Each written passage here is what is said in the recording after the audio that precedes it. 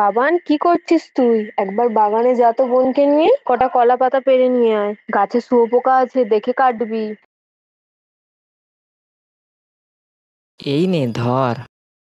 ওই বোন, তোর পিঠে কি বড় শুঁয়াপোকা! ও মা, আরে ওটা তো পাতা। তুই আমাকে ভয় দেখালি, আমি মাকে গিয়ে বলবো। তবে রে, এই দেখ।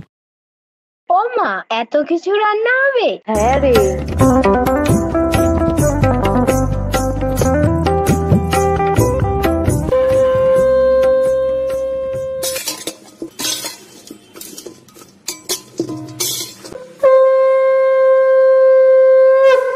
কেউ এই ঘরে ঢুকবি না, আর খাবারেও হাত দিবি না।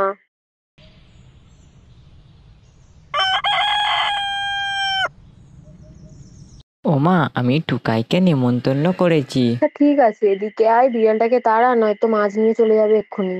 যা যা বলছি। যা, সরে যা আমাদের মাছের কাছ থেকে। কই গো বৌদি, কোথায় সব? আসো আসো, এই তো তোমাদের জন্য বসে আছি। বৌদি এখানে বসো, জল মিষ্টি নিয়ে আসি। আরে বৌদি, আবার জল মিষ্টি কেন?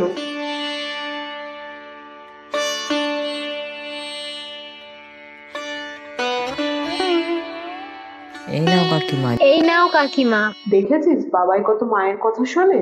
তাহলে বৌদি, বাড়ির সবাই ভালো আছে তো? হ্যাঁ গো, সবাই ভালো আছে। বাবার ঠাম্মিকে দেখতে পাচ্ছি না, কোথায় গেছে নাকি? না না, মায়ের কোমরে ব্যথাটা বেড়েছে, তাই ঘরে শুয়ে আছে। ও আচ্ছা। চলো বৌদি, খেয়ে নাও, এবার দেরি হয়ে যাচ্ছে তোমাদের। আমি পাতা দেবো, তুই জল দে। আমি পাতা দেব? চুপ কর তোরা, আমি পাতা দিয়ে দিচ্ছি, তোরা ছিঁড়ে ফেলবি।